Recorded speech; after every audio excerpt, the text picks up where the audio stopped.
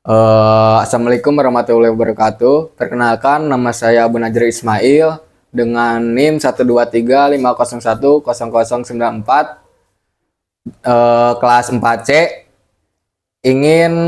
Akan membahas tentang buku ini, Sejarah Sosial Muslim Minoritas Etnis Melayu di Nusantara, yang ditulis oleh Profesor Dr. Asep Ahmad Hidayat. Dan di sini saya akan membahas bagian bab 1, yaitu tentang teori masuknya Islam di Nusantara. Yang pertama, teori masuknya atau kedatangan Islam di Nusantara ini adalah suatu teori yang membicarakan tentang kapan awal datangnya Islam di kawasan ini, siapa pembawa atau pendakwah, dan negeri mana dan bagaimana ajarannya atau mazhab apa yang dikembangkannya. Sampai saat ini terdapat beberapa teori mengenai kedatangan Islam di kawasan Asia Tenggara, yaitu teori India, teori Arab, teori Mekah, teori Arab Parsi, dan teori Cina atau Indochina. Nah, langsung saja yang pertama, yaitu teori India.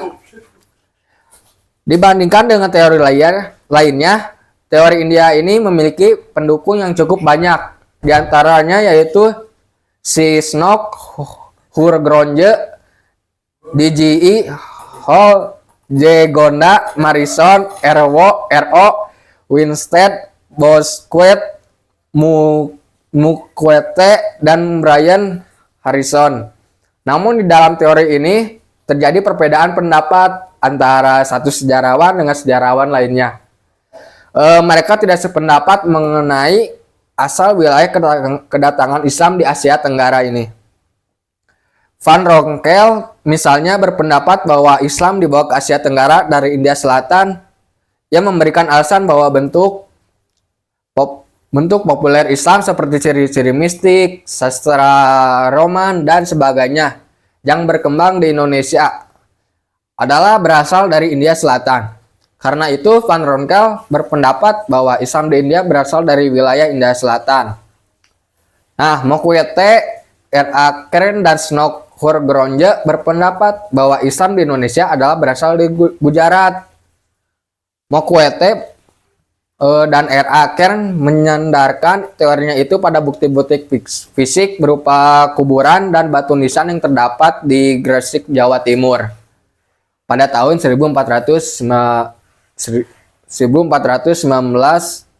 Masehi dan di Pasai 1428 Masehi, berasal dari daerah Gujarat.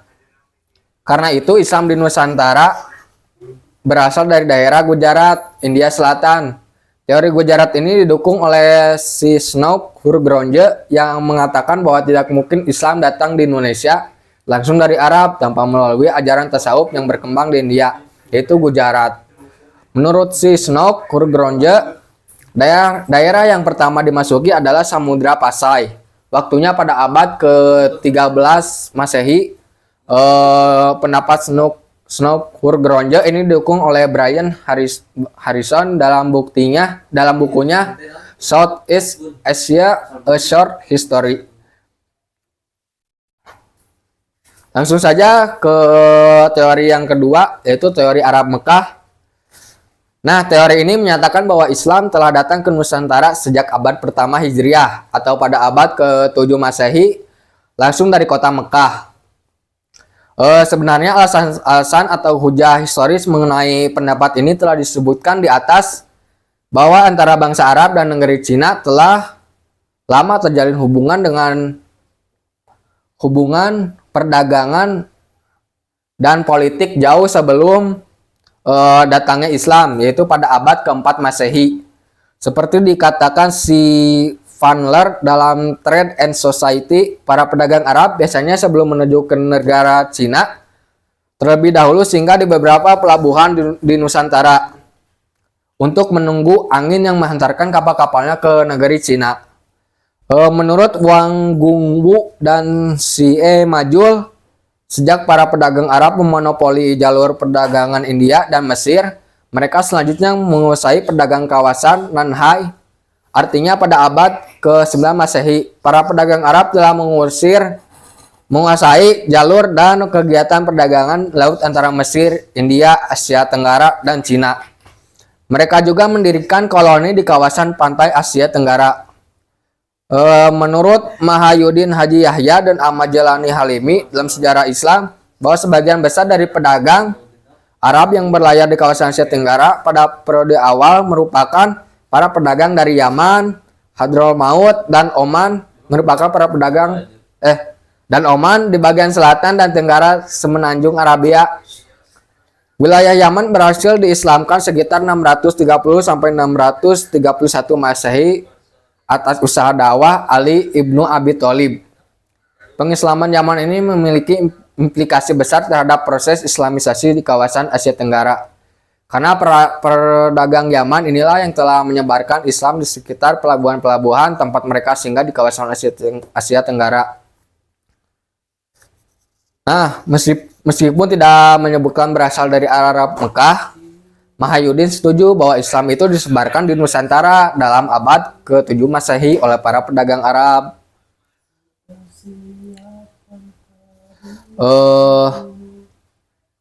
Teori Arab Mekah dikemukakan oleh Buya Hamka yang telah menulis sebuah risalah untuk seminar nasional tentang masuknya Islam ke Indonesia di Medan 17 sampai 20 Maret 1963. Dalam risalahnya itu Hamka menulis beberapa poin penting, yaitu pengislaman orang-orang Melayu di Nusantara adalah langsung dari sumbernya di Mekah. Yang kedua, pengislaman para Meswara dilakukan oleh Said Abdul Aziz yang datang langsung dari Jeddah. Yang ketiga, pengislaman di tanah Aceh dirintis oleh Syekh Abdullah Arif yang datang dari tanah Arab bersama muridnya Burhanuddin. Yang keempat, Maulani Malik Ibrahim yang turut memelopori penyiaran Islam di tanah Jawa adalah keturunan Ali Zainal Abidin, cucu Ali bin Abi Thalib. Sunan Gunung Jati, salah seorang wali Songo yang turut mengembangkan Islam di Pulau Jawa, juga dikatakan keturunan bangsa Quraisy. Pengislaman Raja yang keenam, pengislaman Raja Kedah seperti tersebut dalam Hikayat Rong Maha Wangsa dilakukan oleh Syekh Abdullah Yamani, seorang ulama Arab. Yang ketujuh, Raja-Raja Maluku dikatakan keturunan 4 saudara putra Imam Ja'far Al-Sadiq, keturunan Rasulullah SAW. Yang kedelapan, pengislaman Sukadana Kalimantan dilakukan oleh Syekh Syamsuddin dari Mekah. Yang kesembilan, pengislaman Raja Tidore, itu Cireli Lijatu, dilakukan oleh Syekh Mansur dari tanah Arab yang telah menukar namanya menjadi Sultan Jamaluddin. Yang ke-10, sampai kini raja-raja Brunei menganggap nenek moyang mereka adalah bangsa Arab. Yang ke-11, kemasukan Islam di Mindanao dimulai oleh keturunan Syarif dari Mekah. Yang ke-12, pengislaman Pulau Sulu diusahakan oleh Said Abdul Aziz yang mengislamkan para Meswara dulu. Yang ke-13, raja-raja lain juga berasal dari orang-orang Arab seperti Sultan Badrul Alam dan lain-lainnya. Yang ke-14, tersangat dalamnya pengaruh mazhab Syafi'i di negara-negara Melayu, membuktikan bahwa mubalik utama ialah orang-orang Arab.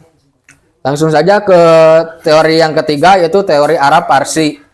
Teori Parsi atau Persia menyatakan bahwa Islam datang di Asia Tenggara berasal dari tanah Persia, bermazhab Syiah dalam abad ke-13 Masehi.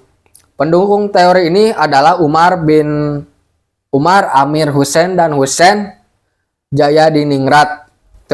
Teori ini itu didasarkan pada bukti-bukti sejarah berupa dijumpainya nama-nama sultan di Nusantara yang menggunakan nama Syah atau Tashi atau Tashih dalam naskah-naskah Cina. Dalam naskah-naskah Cina disebutkan bahwa Tashih telah melakukan hubungan dagang dengan Cina dan membuat koloni di kanton sekitar 650 Masehi. Selain itu, teori Arab Parsi juga didasarkan pada dua alasan, yaitu yang pertama, bahwa banyak tradisi kaum Syiah yang dipraktikkan masyarakat Indonesia di beberapa wilayah tradisi Muharraman, tradisi Asyura, atau tradisi upacara ritual ini sangat dijunjung penganut Syiah. Upacara tabut memperingati peristiwa tragedi Karbala di Sumatera Barat dan Jambi. Yang kedua, dijumpainya pengajaran baca Al-Quran dengan menggunakan kata-kata Persia seperti Jabar, JR, dan PS. Dalam masyarakat Islam Indonesia di beberapa wilayah di Indonesia, adapun penggunaan fathah, kasroh, dan domah adalah ejaan harokat yang digunakan orang-orang Mekah di dalam mengeja huruf-huruf Al-Quran. Langsung ke teori yang keempat, yaitu teori Cina atau Indo-Cina. Yang keempat ini adalah teori Cina Indo-Cina. Teori ini menyatakan bahwa Islam disebarkan ke kawasan Nusantara berasal dari Cina dan Indo-Cina. Teori ini itu didukung oleh Syed Neguib Al-Atos, SQ Fatimi, Slamet Mulyana, Sumanto Al-Qurtubi, dan termasuk penulis sendiri yaitu Asep Ahmad Hidayat atau yang kita biasa sebut Abah ya. Mendukung teori ini, bukti-bukti mengenai kedatangan Islam berasal dari Cina dapat kita rujuk pada peristiwa pemberontakan di Kanton pada tahun 877 Masehi yang telah mengorbankan kira-kira banyak, kira-kira 120.000 orang sampai 200.000 para pedagang Islam, yang kebanyakan para pedagang Islam Arab dan Parsi. Di antara sekian para pedagang Islam, sebagiannya melarikan diri ke wilayah-wilayah pesisir pantai di kawasan Asia Tenggara seperti Tumasik, Aceh, Kedah, dan juga Tanah Jawa. Slamet Muljana 1968 dalam runtuhnya kerajaan Hindu Jawa dan timbulnya negara-negara Islam di Nusantara tidak hanya berpendapat bahwa Sultan Demak adalah seorang peranakan Cina, namun juga ia menyimpulkan bahwa para wali Songo adalah orang peranakan Cina. Pendapat ini itu bertolak dari kronik kelenteng Sampokong di Semarang, Jawa Tengah. Misalnya ia menyebutkan bahwa Raden Patah, yaitu Panembahan Demak, memiliki nama Cina Pangeran Jinbun. Arya Damar, nama Cinanya Swan Liong. Dan Sultan Terengganu memiliki nama Cina dengan panggilan Tungkalo. Nah, menurut SQ Fatimi, kerajaan Champa di Indo-Cina pada tahun 1000 sampai 1471 Masehi adalah sebuah kerajaan Islam yang didirikan oleh para pelarian Syiah Alawiyah dari Damaskus. Namun sebagai akibat dari serangan kerajaan Annam di Vietnam, orang-orang Islam didasarkan pada bukti adanya batu prasasti di Terengganu yang bertuliskan tahun 1386 yang disamakan dengan batu nisan di Champa Selatan. Fatimi juga membandingkan dengan batu nisan Fatimah binti Maimun pada tahun 1802 di 1082 di Leran, Jawa Timur dengan batu nisan di Pandrang, Champa Selatan 1039 dan 1035 Masehi. Berdasarkan bukti-bukti ini, SQ Fatimi berpendapat bahwa Islam datang ke tanah Melayu dan Jawa adalah berasal dari Indo-Cina. Sekian saja dari saya, Abu Nadir Ismail dari kelas 4C untuk membahas dari buku ini, Sejarah Sosial Muslim Minoritas Etnis Melayu di Nusantara, yang bab 1 yang menjelaskan teori masuknya Islam di Nusantara. Sekian dari saya. Mohon maaf jika banyak kesalahan yang saya ucapkan. Semuanya salah.